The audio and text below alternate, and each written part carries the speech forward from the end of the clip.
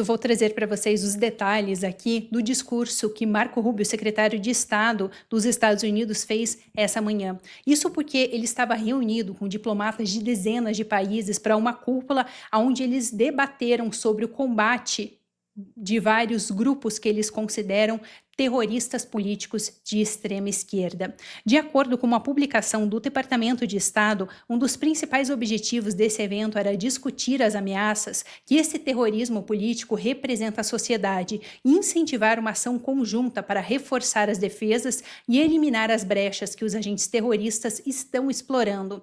Eles até complementam isso dizendo o seguinte, pessoal, em um outro trechinho dessa declaração, que os Estados Unidos estão assumindo um papel de liderança no combate ao terrorismo de extrema esquerda. Isso, então, de acordo com o Departamento de Estado do governo americano.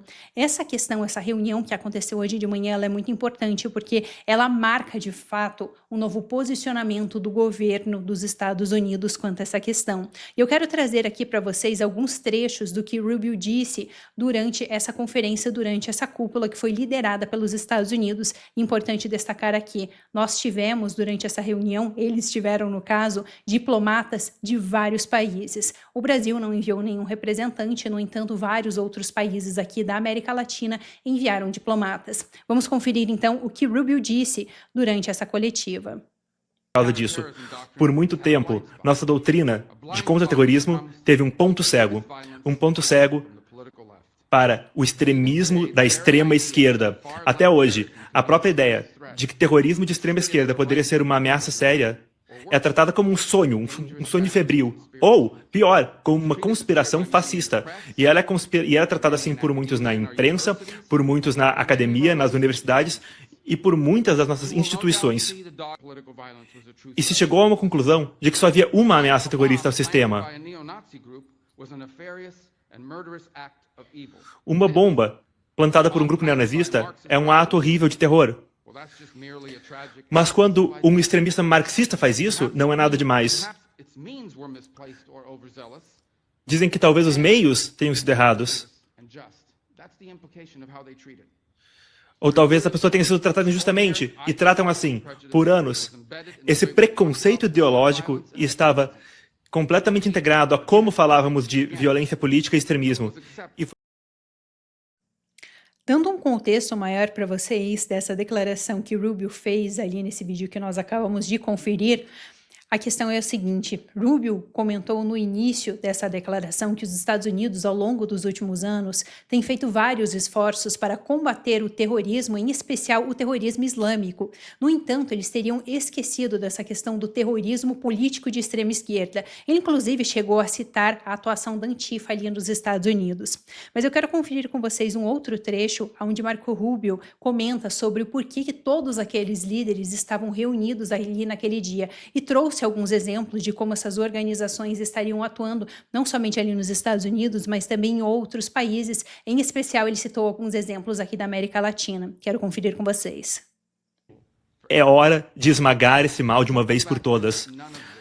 O fato é que nada disso que eu acabei de descrever, o terrorismo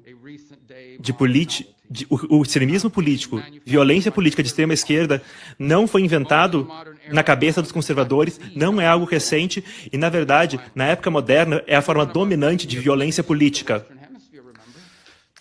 Muitos de nós no hemisfério ocidental lembram das décadas de sequestros e bombas e matanças e execuções, o terror violento de Tupamar Monteceros,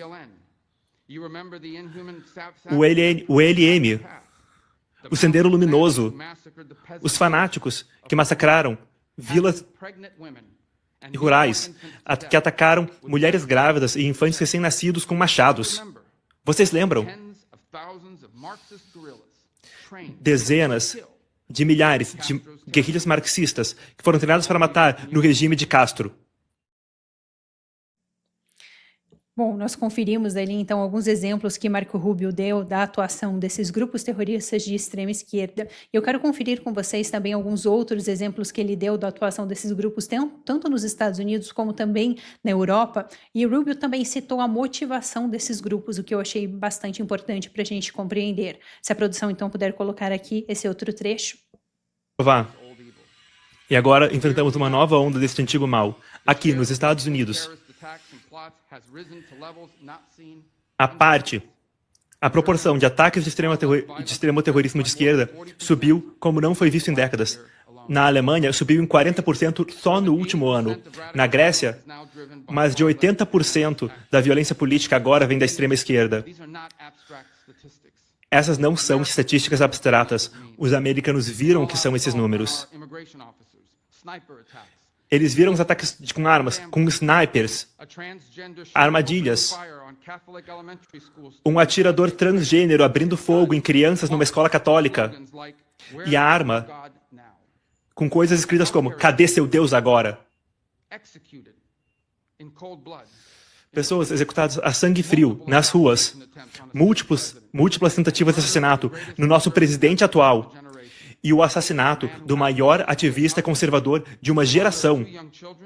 Um homem que era pai de 2 crianças, que foi atirado e morto enquanto falava com uma multidão de estudantes.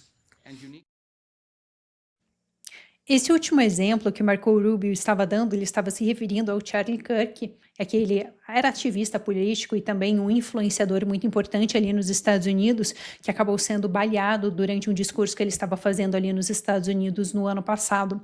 Essa morte do Charlie Kirk, ela abalou muito os Estados Unidos, até porque ele não somente era muito famoso, mas ele foi um dos principais responsáveis ali pela eleição que o Donald Trump teve no final ali de 2024, assumindo no começo do ano passado. Isso porque ele tinha uma base jovem muito grande, em especial o principal público dele eram homens jovens. E nos últimos tempos, esses homens jovens começaram a apoiar mais o movimento conservador e essa virada dos votos dos homens jovens foi um dos pontos que acabou elegendo Donald Trump nessas últimas eleições. Agora, eu quero conferir com vocês um último ponto que Rubio falou. Eu até vou pedir para a produção, eu tinha colocado um outro trecho, mas não vamos colocar o último, mas eu quero conferir com vocês mais um ponto que Rubio falou sobre o movimento comunista em geral. Uma das críticas que às vezes a gente escuta do comunismo, por exemplo, é que parece bem na teoria, mas que nunca dá certo na prática. Isso não é verdade. Comunismo não soa bem na teoria. O mundo que ele vê para todos nós é um mundo pequeno, chato, cinza, sem nenhuma essência, drenado de tudo que é bom na alma humana. O mundo que ele vê é um mundo sem coragem, um mundo sem criatividade, um mundo sem ambição, um mundo sem heróis, um mundo sem grandes causas pelas quais lutar, um mundo sem milagres, um mundo sem mitos, sem homens que se erguem acima dos outros para fazer coisas incríveis e extraordinárias. Esse é o mundo que o comunismo vê, e ele é um mundo sem Deus.